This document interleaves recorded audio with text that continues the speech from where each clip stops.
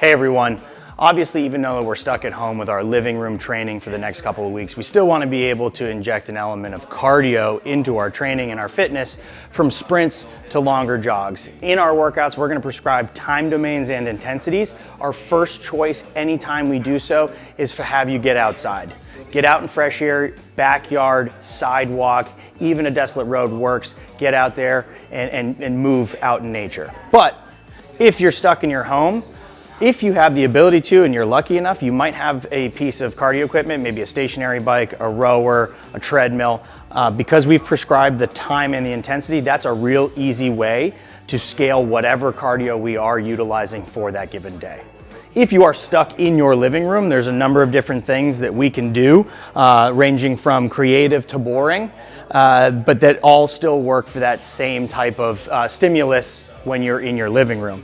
The first, though seemingly very boring, is very easy to control in that it's running in place. This could be something that I'm sprinting or I'm jogging, and you can scale that very, very easily. Now, this seems silly, but I've done it in my own home. If you need 2 minutes of cardio at a moderate pace, for example, if you find a loop in your house that's, okay, this is gonna take me at my jogging pace, this takes me 2 minutes, or it takes me 30 seconds, I can do 4 of them.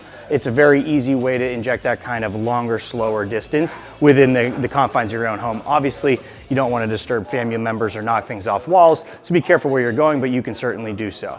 If you're stuck in a very specific tight spot, you can get as simple as line hops, forward, lateral, whatever the case may be, maybe even alternating. We will prescribe those at times. You can simply do something like a jumping jack, jump rope if you have a rope. You could also go and perform mountain climbers, where we are essentially running in place while in that good push-up plank. And then of course, we always offer the option to do something that some people love and some people hate, AKA the burpee, in which we are a nice controlled descent to the ground and then a step or hop up all the way to full extension, so that we can keep that monostructural movement in the actual confines of our living room. Now, if you have a multiple story house, there is one other thing that you might want to think about when utilizing cardio in our training at home. Why don't we go check it out?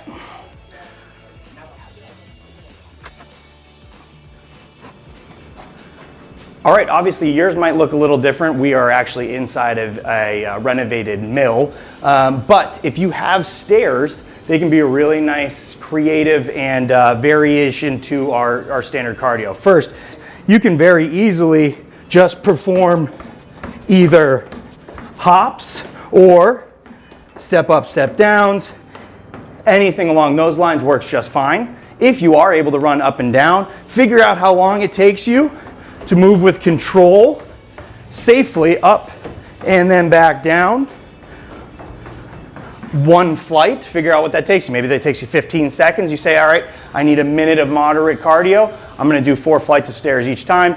You can scale these things however it is that you see fit. Get a little creative and try not to do the same thing every single time.